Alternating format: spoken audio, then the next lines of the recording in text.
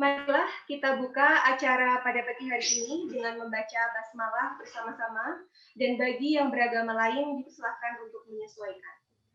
Bismillahirrahmanirrahim.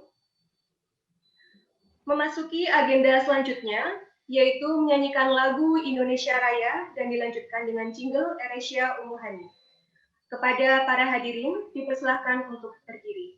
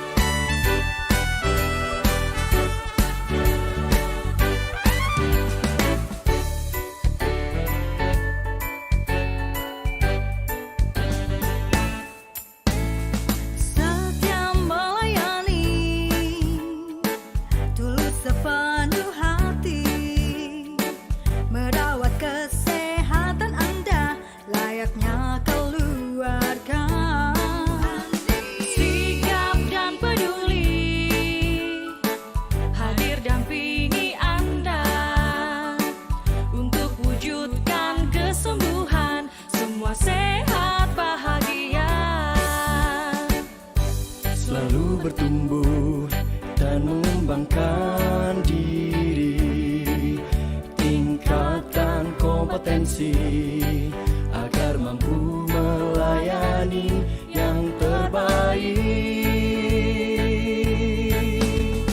Wujudkan pelayanan berlandaskan spiritual, memiliki kualitas tinggi.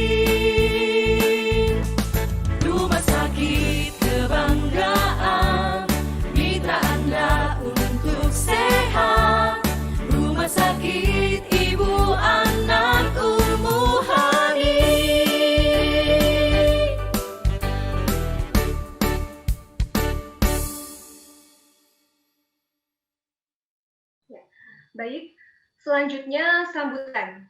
Sambutan akan disampaikan oleh Dr. Muhammad Ihsan Akbar, MPH, selaku Direktur AirAsia Umuhani, yang juga sekaligus akan membuka acara webinar pada hari ini. Kepada Dr. Muhammad Ihsan Akbar, MPH, dipersilahkan. Bismillahirrahmanirrahim. Assalamualaikum warahmatullahi wabarakatuh. Assalatu wassalamu ala asrofil anbiya wal mursalin wa ala alihi washabbihi ajmain, amma ba'du. Yang saya hormati Bapak Budi Prasetyo, Sarjana Ekonomi, selaku Direktur PT Umuhani Reksa Husada. Yang saya hormati Dr. Kurniawan Taufik Kadafi, Spesialis Anak M Biomed, konsultan kegawat daruratan. Matur nuwun Dok, di hari ini di tengah kesibukannya menyempatkan diri untuk bisa bergabung dengan kami. Yang saya hormati Dr. Danan, saya hormati rekan-rekan panitia, serta para peserta, peserta seminar Zoom webinar di pagi hari ini. Alhamdulillahirrahmanirrahim, pada pagi hari ini, di pagi yang cerah ini, kita semua senantiasa diberi kesehatan, diberi keselamatan oleh Allah Subhanahu wa Ta'ala, di mana keselamatan dan juga kesehatan merupakan elemen penting bagi kita meraih kebahagiaan. Maka dari itu, kita perlu menjaga kesehatan kita, kesehatan keluarga kita, kesehatan anak-anak kita, agar tetap sehat dan juga selamat, sehingga kebahagiaan kita semua bisa terwujud dengan baik. Anak-anak merupakan person yang sangat rentan terhadap keselamatan dan juga kesehatan. Karena mungkin masih belum mengerti terkait tentang resiko, ruang nalarnya masih terbatas, refleks, dan juga postur tubuhnya juga masih fase perkembangan, jadi masih sangat rentan. Menurut studi, kegawat daruratan terkait anak sangat tinggi dan bisa terjadi di mana saja, bisa di mal, di kolam renang, di dapur, di tempat yang banyak colokan listriknya, dan berbagai macam hal yang lain.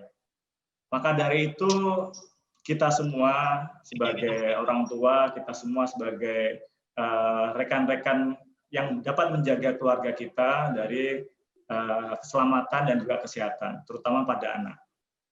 Harapannya dengan hari ini kita mengikuti webinar ini, kita dapat mengerti bagaimana mengatasi kegawat daruratan, terutama pada anak. Hari ini telah hadir Dr. Kadafi, spesialis anak, konsultan kegawat daruratan. Beliau sangat expert di bidangnya, merupakan penulis, konsultan, dan juga pembicara sekelas nasional. Hari ini kita sangat beruntung beliau bisa hadir bersama kita semua, dan semoga nanti ilmu yang diberikan oleh beliau dapat bermanfaat bagi kita semua. Baiklah, tanpa berlama-lama, mari kita buka acara webinar kita dengan bacaan basmalah bersama-sama. Bismillahirrahmanirrahim. Kita buka acara webinar di pagi hari ini dengan tema kegawat daruratan pada anak. Terima kasih, semoga rekan-rekan semua bisa mengikuti dengan baik dan bermanfaat bagi kita semua. Terima kasih. Wabillahi taufik walhidayah, waridho wa inayah. Wassalamualaikum warahmatullahi wabarakatuh. Selamat menikmati. Terima kasih kepada Dr. Akbar atas sambutannya dan yang juga telah membuka acara webinar pada hari ini. Namun sebelum masuki acara inti, saya ingatkan kembali kepada para peserta untuk senantiasa memute audio dan tetap menyalakan video agar materi yang akan disampaikan nanti oleh narasumber dengan baik dan jelas. Dan juga kami sampaikan bahwa pada sesi akhir acara ini akan ada giveaway sebanyak 8 buah untuk para peserta yang bertanya dan yang dapat menjawab pertanyaan dari panitia seputar materi yang nanti akan disampaikan oleh narasumber kita, Dr. Kadafi. Ya, untuk selanjutnya acara inti, acara yang sudah kita tunggu bersama, yaitu pemaparan materi oleh narasumber dan dilanjutkan dengan tanya jawab yang akan dipandu secara langsung oleh moderator kita, Dr. Muhammad Danantio Himawan. Sebelum saya memperkenalkan terlebih dahulu moderator kita, yaitu Dr. Danan. Nama lengkap beliau adalah Dr. Muhammad Danantio Himawan, atau biasa kita panggil Dr. Danan. Beliau lahir di Pati pada tanggal 19 Juni tahun 1995. Saat ini beliau berdomisili di Purwokerto. Kemudian pendidikan yang telah beliau tempuh yaitu S1 Kedokteran Umum di Universitas Jenderal Sudirman pada tahun 2011 hingga 2016. Kemudian dilanjutkan dengan profesi kedokteran di universitas yang sama yaitu Universitas Jenderal Sudirman pada tahun 2016 hingga 2018. Selain itu, beliau juga memiliki beberapa pengalaman organisasi, di antaranya Organisasi Mahasiswa Pecinta Lingkungan atau OSIPITAL Fakultas Kedokteran UNSUD. Kemudian beliau juga pernah tergabung di M-Torch, Bulletin Kedokteran Fakultas Kedokteran UNSUD, sebagai divisi produksi. Kemudian selain pengalaman organisasi, beliau juga pernah menjadi asisten biokimia di Fakultas Kedokteran UNSUD. Kemudian koas di Rumah Sakit Umum Daerah Profesor Dr. Margono Soekarjo Purwokerto, internship di Rumah Sakit Aisyah Muntilan Magelang, dan Puskesmas Salam Magelang, dan mulai bergabung di Eresia Umuhani pada bulan Desember tahun 2019, dan menjabat sebagai Kepala Bidang Penunjang Medis pada bulan Maret 2020. Nah, itulah tadi kurikulum vitae singkat dari moderator kita, Dr. Muhammad Danantio Himawan, atau Dr. Danan. Kemudian selanjutnya saya persilahkan kepada Dr. Danan untuk memandu acara kita pada hari ini. Kami persilahkan untuk Dr. Danan. Baik, terima kasih Saudari Septa Elisa sebagai pembawa acara. Mohon maaf, apakah suara saya terdengar jelas? Assalamualaikum warahmatullahi wabarakatuh. Selamat pagi para hadirin sekalian. Puji syukur kita ucapkan kehadirat Allah Subhanahu wa Ta'ala karena telah memberikan rahmat dan ridhonya lah kita dapat berkumpul di webinar pada hari ini dalam keadaan sehat walafiat. Yang terhormat kepada Bapak Budi Prasetyo sebagai Direktur PT Umuhani Reksa Husada, yang saya hormati Bapak Dr. Muhammad Iksan Akbar, MPH sebagai Direktur Rumah Sakit Ibu dan Anak Umuhani, yang saya hormati juga Dr. Kurniawan Taufik Kadafi, M-Biomed SPA Konsultan sebagai narasumber kita pada pagi hari ini. Dan saya cintai semua peserta untuk webinar pada pagi hari ini. Alhamdulillah kita telah mendapatkan 95 partisipan untuk webinar pada pagi hari ini dengan tema mengatasi kegawat daruratan pada anak di rumah. Kegawat daruratan merupakan suatu kondisi di mana seorang anak ataupun seorang sangat berbahaya hingga dapat menyebabkan kematian. Oleh karena itu, pertolongan pertama pada kegawat daruratan sangat diperlukan agar kita dapat terhindar dari ancaman nyawa tersebut. Kegawat daruratan pada anak dapat terjadi di mana saja dan kapan saja. Oleh karena itu, kita sebagai orang dewasa perlu mengetahui kapan seorang anak itu dikatakan dalam kondisi yang gawat darurat. Pertolongan apa saja yang dapat kita lakukan di rumah? Kapan kita memerlukan bantuan pada pelayanan kesehatan? Terlebih lagi di era pandemi ini, masyarakat terhitung alergi untuk datang ke rumah sakit, sehingga banyak kejadian anak menjadi terlambat untuk ditangani. Oleh karena itu kita sudah bergabung narasumber yang sangat luar biasa, Dr. Kurniawan Taufik Kadafi, menjadi narasumber pada pagi hari ini. Kepada Dr. Kurniawan Taufik Kadafi, sudah bisa bergabung, Dok? Sudah, alhamdulillah sudah bergabung. Oke, sehat, Dok? Alhamdulillah sehat. Suara saya terdengar ya? Terdengar jelas, Dok. Oke. Baik. Dr. Kadafi domisili aslinya berasal dari Bobotsari, tapi untuk saat ini beliau bertugas di RSUD Malang dan juga di Rumah Sakit Hermina. Beliau juga merupakan seorang dosen dan juga penulis buku. Sudah cukup banyak buku yang dihasilkan beliau. Beliau juga penulis dari buku mengatasi gawat darurat pada anak di rumah. Dr. Kadafi, sebelum kita mulai acara webinar ini, saya akan membacakan tata cara terlebih dahulu. Yang pertama, narasumber akan menyampaikan materi kurang lebih selama 45 menit. Selama materi berlangsung, saya harapkan para peserta menonaktifkan mikrofonnya atau memute-nya agar tidak terjadi kegaduhan. Di akhir acara kita akan setelah menyampaikan materi, kita akan membuka sesi tanya jawab. Untuk para peserta yang ingin bertanya, silakan menuliskan pertanyaannya di kolom komentar. Jangan lupa menuliskan nama dan juga domisilinya. Sebelum Dr. Kadafi masuk ke materi, saya akan membacakan profil singkat beliau terlebih dahulu. Dr. Kadafi lulus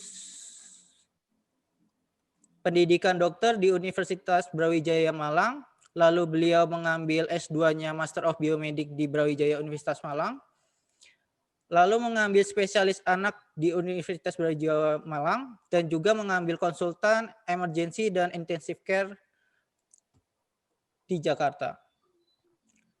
Beliau seorang dosen di Universitas Brawijaya Malang dan juga seorang dokter di Rumah Sakit Umum Daerah di Malang dan juga di Hermina.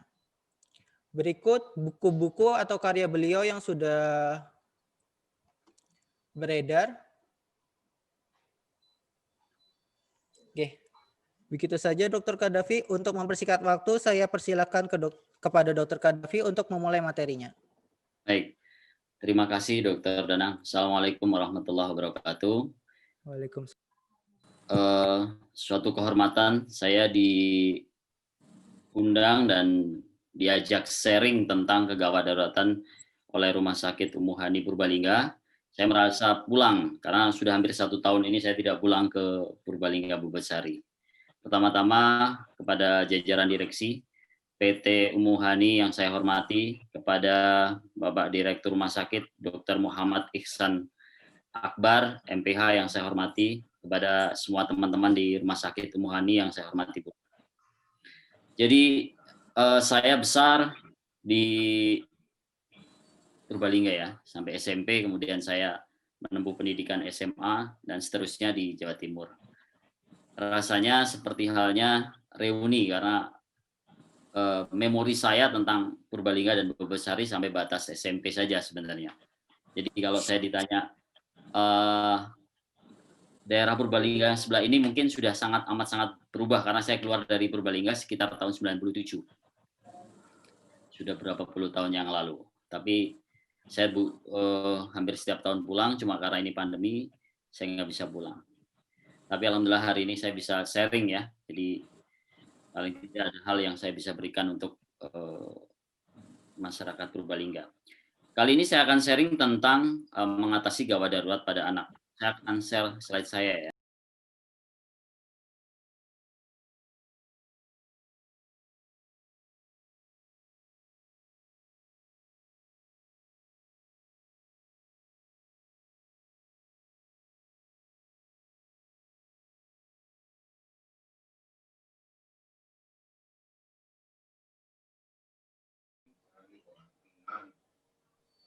Oke. Bisa dilihat slide-nya? Bisa, Dok. Sudah, Dok.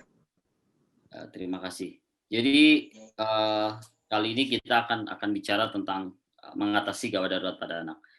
Gawat darurat pada anak itu adalah satu bidang yang mungkin belum banyak dibahas orang ya. Jadi ilmu tentang parenting lebih banyak membahas tentang bagaimana nutrisi, bagaimana tumbuh kembang dan lain sebagainya.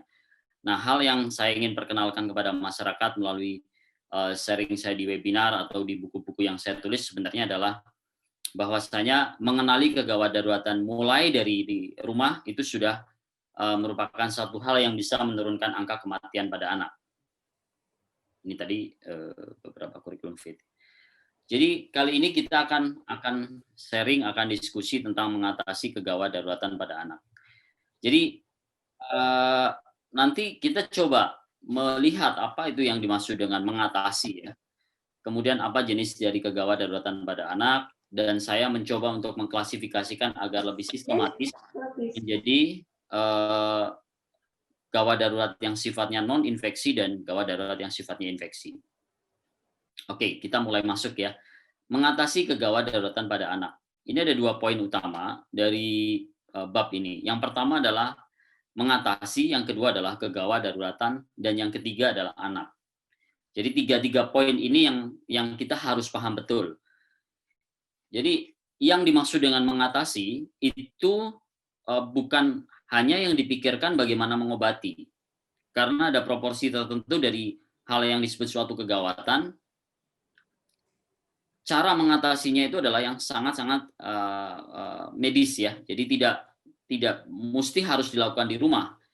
Tetapi yang dimaksud dengan mengatasi sebenarnya bisa dimaksudkan di sini adalah mengenali.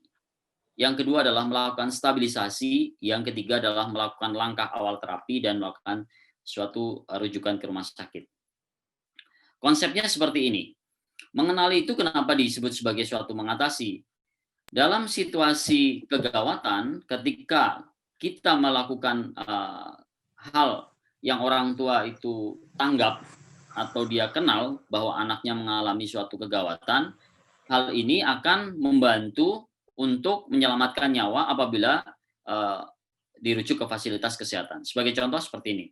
Saya mulai dari adanya pandemi COVID dari bulan Maret sampai dengan bulan Desember ini, ICU yang non-COVID saya penuh dengan pasien-pasien yang sifatnya gawat, yang justru yang disebabkan oleh karena orang tua tidak mengenali bahwa anaknya dalam keadaan gawat. Sebagai contoh misalnya kasus-kasus demam berdarah.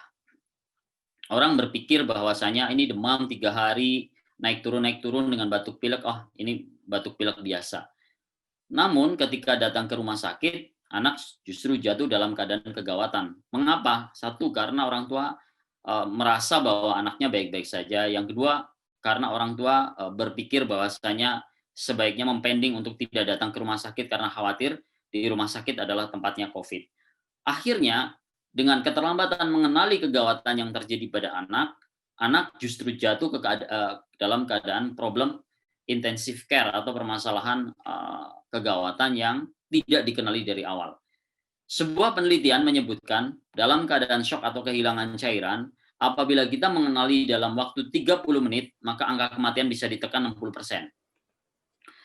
Namun sebaliknya apabila kita mengenali lebih dari 60 menit anak kita dalam keadaan gawat, maka angka kematian meningkat menjadi 60%. Jadi hanya yang selamat dari 100 anak hanya 40 orang. Sehingga sharing kali ini kita memulai dari bagaimana mengenali hal ini gawat atau tidak gawat itu sudah amat sangat penting. Karena kadang-kadang ragu seseorang, ini mau saya bawa ke rumah sakit atau tidak, mau saya bawa ke rumah sakit atau tidak. Nah, hal itulah justru yang menyebabkan anak terlambat untuk dibawa dilakukan pengobatan. Yang kedua adalah melakukan suatu stabilisasi. Stabilisasi ini nanti kita akan bahas mungkin di bab mimisen ya, bagaimana cara mengatasi anak yang mimisen mengalami perdarahan dari hidung dan belum sempat dibawa ke rumah sakit, apa yang mesti dilakukan. Kemudian bisa jadi mengatasi itu dalam melakukan langkah awal terapis. Misal anak dalam keadaan diare, kemudian orang tua bisa memberikan oralit. Berapa cc yang harus diberikan, berapa mililiter yang harus diberikan pada anak. Itu langkah awal terapis sebelum anak dibawa ke dokter atau ke rumah sakit. Dan melakukan rujukan ke rumah sakit. Artinya keputusan orang tua untuk segera membawa anaknya ke dokter atau ke IGD atau ke rumah sakit itu adalah hal-hal yang amat sangat penting. Nah, poin yang kedua itu adalah gawat darurat. Gawat itu apa sih? Gawat itu adalah segala sesuatu yang mengancam nyawa namun tidak membutuhkan penanganan segera. Kondisi apa yang bisa disebut sebagai suatu kondisi gawat? Saya contohkan gawat itu adalah sesuatu yang mengancam nyawa tetapi tidak membutuhkan penanganan segera. Misalnya seorang yang mengalami kelainan penyakit jantung bawaan atau kanker darah. Secara penyakit itu bisa mengancam nyawa, namun dalam situasi kita melihat anaknya tidak ada kegagalan jantung, anaknya dalam keadaan tidak infeksi, anaknya aktif, tumbuh kembangnya bagus, itu dia dalam keadaan gawat tetapi tidak darurat. Namun apabila ada suatu situasi di mana keadaan itu membutuhkan penanganan segera, apabila tidak diatasi bisa meninggal, itu darurat. Misal di depan rumah sakit Umuhani terjadi kecelakaan yang melibatkan anak ya, terjadi perdarahan hebat di area leher misalnya. Hal ini akan berdampak kalau tidak ditangani segera, maka anak akan mengalami kematian. Nah, hal inilah yang kita sebut sebagai darurat. Oleh karena itu di rumah sakit itu ada suatu instalasi gawat darurat. Instalasi yang menangani penyakit-penyakit atau permasalahan seseorang yang sifatnya mengancam nyawa dan membutuhkan penanganan segera. Makanya para orang tua semuanya harus paham ketika masuk ke IGD itu kadangkala dokter akan menentukan prioritas. Mana prioritas 1, mana prioritas 2, mana prioritas 3. Dari klasifikasi prioritas ini sudah bisa mengklasifikasikan prioritas 1 adalah orang yang mengalami keadaan yang mengancam nyawa dan membutuhkan tindakan segera. Yang kedua mungkin dia tidak mengancam nyawa namun membutuhkan penanganan segera. Yang ketiga mungkin hanya mengancam nyawa namun tidak membutuhkan penanganan segera. Nah, hal ini yang kadang-kadang masyarakat masih belum begitu paham sehingga begitu masuk IGD yang dirasakan saya tidak dilayani. Padahal dalam situasi chaos atau dalam keadaan genting, pasiennya cukup banyak, dokter, perawat, dan tenaga medis yang lain akan membuat suatu sistem prioritas. Ini adalah hal yang sehari-hari kami lakukan di ruang intensif. Ini kebetulan di Cipto ya. Jadi seorang dokter intensif care atau seorang dokter ICU itu tidak bisa bekerja sendiri. Dia pasti akan bekerja dalam suatu tim. Ya, dia bekerja dalam suatu tim. Dan waktu kami di intensive care itu tidak terbatas. Tidak ada tanggal yang merah kecuali cuti. Jadi hampir setiap saat dihubungi dan lain sebagainya. Ya situasinya seperti ini karena ini adalah keadaan yang sifatnya mengancam, yang membutuhkan penanganan segera dan mengancam nyawa. Hal yang kami lakukan adalah setiap hari pasien tidak begitu banyak, pasien di ICU paling maksimal sekitar 8, 7. Namun ada hal yang ketika kita menangani satu pasien itu kalau jargon kami biasanya satu pasien di ICU itu ibarat 10 pasien di luar sana. Kenapa? Karena sangat kompleks. Sehingga seringkali begitu saya ronde atau saya visit, kita akan ini saya ambil ketika sebelum pandemi ya, kita akan berdiskusi di depan pasien. Di sini adalah membutuhkan suatu kekompakan, membutuhkan kontribusi tim yang sangat bagus ya. Jadi dalam satu tim itu ada dokter, ada ahli gizi, ada farmasi, ada perawat, dan kita berdiskusi mengenai satu pasien.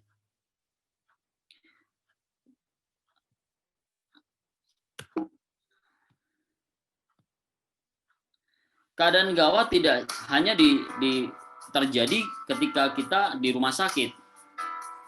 Saya hampir semua bencana saya kebetulan datang sebagai unit yang pertama kali masuk ke daerah bencana, bagian dari Satgas Bencana di Ikatan Dokter Anak Indonesia.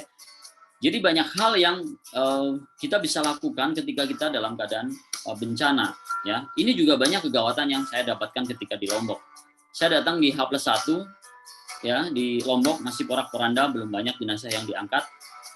Nah, ketika saya datang, saya menghadap ke Kepala Dinas Kesehatan dan saya bilang saya dari Ikatan Dokter Anak Indonesia. Tapi satu hal ya, ketika kita datang pertama kali di daerah bencana dan di sana dokter-dokternya merupakan bagian dari korban yang terdampak, maka kadang-kala kita juga tidak bisa menggunakan keahlian kita secara spesialistik. Pada saat awal datang, beberapa orang datang ke saya, dok, di sini mungkin sementara dokter tidak menggunakan spesialis anak dulu, tapi dokter umum karena nggak ada dokter. Seperti itu. Yang kedua, selain bencana kemanusiaan juga sering terjadi di Indonesia, ya.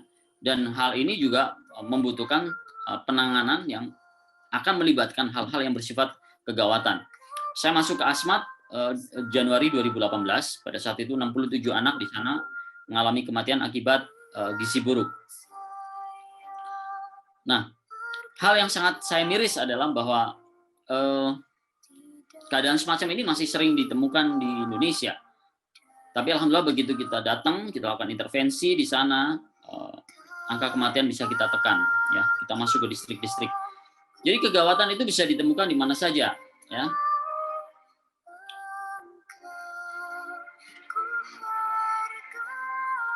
Ini adalah gereja yang disulap menjadi aula gereja yang disulap menjadi tempat perawatan, saking banyaknya pasien di sana.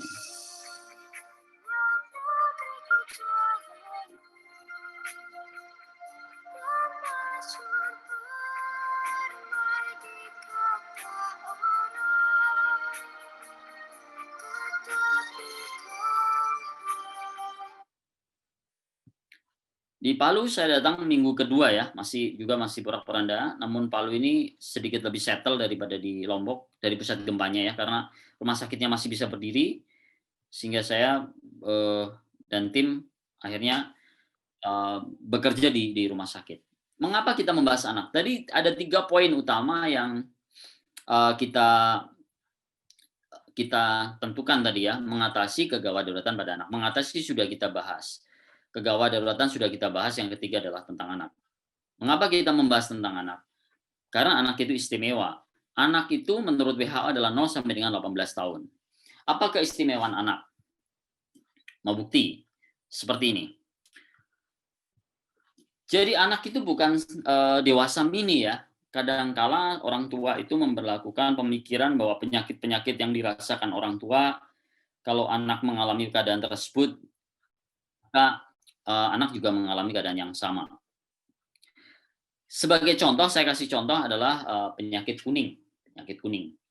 Kuning itu apabila dirunut, penyakit ini banyak terjadi pada bayi baru lahir, bisa terjadi pada bayi, bisa terjadi pada anak dan dewasa. Apa bedanya bayi baru lahir dan anak? Bayi baru lahir itu dalam istilah medisnya adalah neonatus, neonat 0 sampai dengan 28 hari. Kalau bayi usia 1 bulan sampai dengan 12 bulan, anak itu 1 tahun sampai dengan 18 tahun dan dewasa di atas 18 tahun. Kita lihat proses terjadinya kuning yang terjadi pada bayi baru lahir, pada bayi, pada anak dan pada dewasa, hampir semua kelainan-kelainannya mempunyai proses penyakit yang berbeda.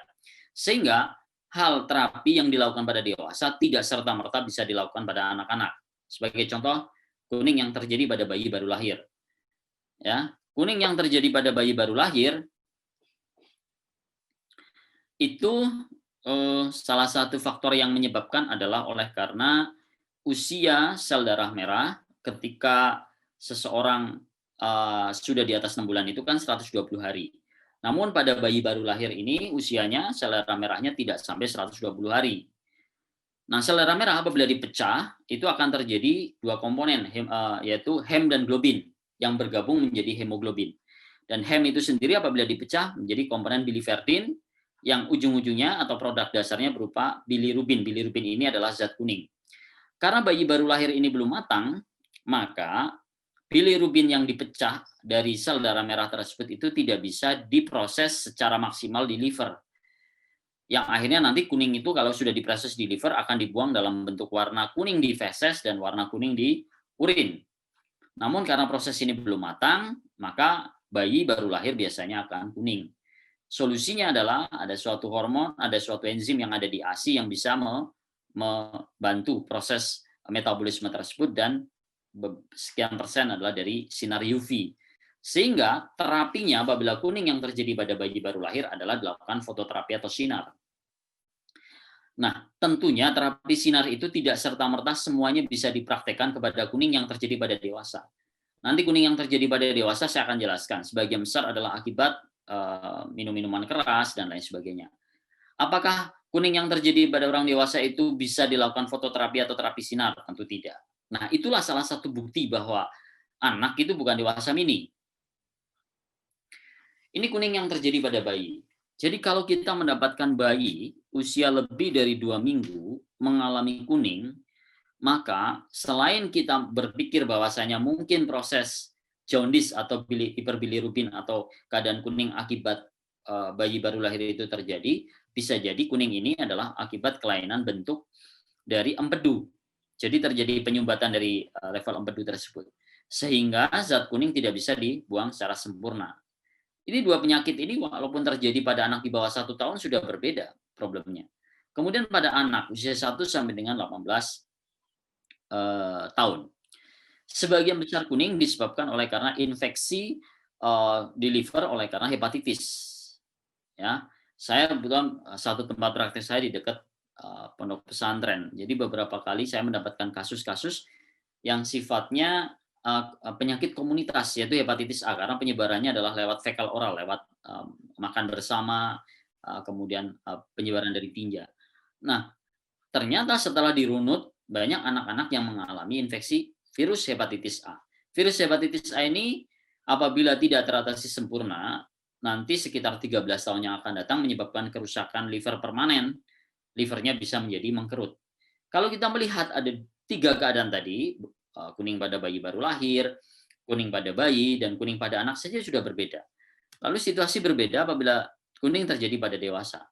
Kuning yang terjadi pada dewasa, sebagian besar adalah kontribusi oleh gaya hidup yang tidak sehat pada saat masa mudanya. Di liver yang bagus itu yang halus permukaannya, yang merah, seperti itu. Apabila pada saat masa mudanya, orang tua ini banyak mengkonsumsi minuman keras, alkohol, dan lain sebagainya, maka suatu saat akan menyebabkan dampak yang luar biasa. Yang kedua, kerusakan liver yang terjadi pada dewasa sebagian besar juga oleh karena infeksi virus hepatitis yang terjadi pada masa muda. Kita bandingkan, yang kiri yang halus permukaannya itu liver yang sehat, yang kanan yang kasar adalah liver yang kita sebut sebagai keadaan suatu sirosis. Nah, ini liver yang tidak sehat, livernya kasar, ya, ada perlemakan. Nah, kelainan liver yang terjadi pada orang dewasa tentunya berbeda dengan kelainan liver yang terjadi pada anak.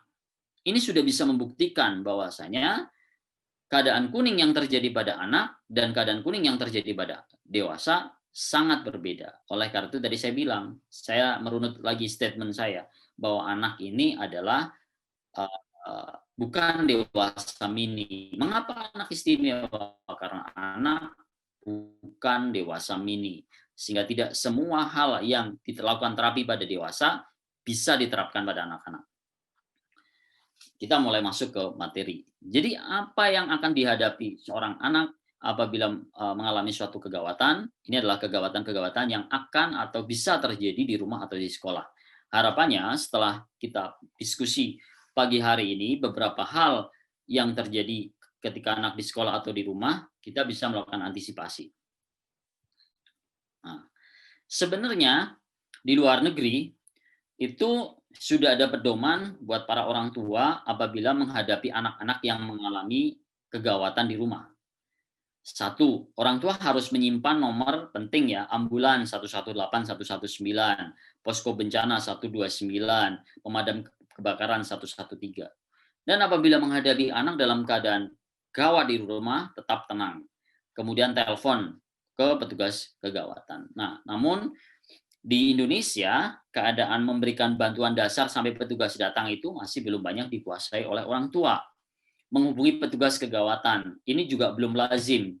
Jadi link menelpon ke unit ambulans atau unit kegawatan atau ke IGD itu masih belum lazim dilakukan. Saya punya impian suatu saat Indonesia seperti di luar. Jadi begitu ada kegawatan di rumah, orang tua bisa melakukan langkah pengenalan, lakukan langkah awal-awal stabilisasi dipandu oleh petugas yang berwenang. Saya mencoba membagi 2 gawat darurat pada anak berupa infeksi dan non-infeksi. Yang pertama yang non-infeksi. Henti nafas, henti jantung.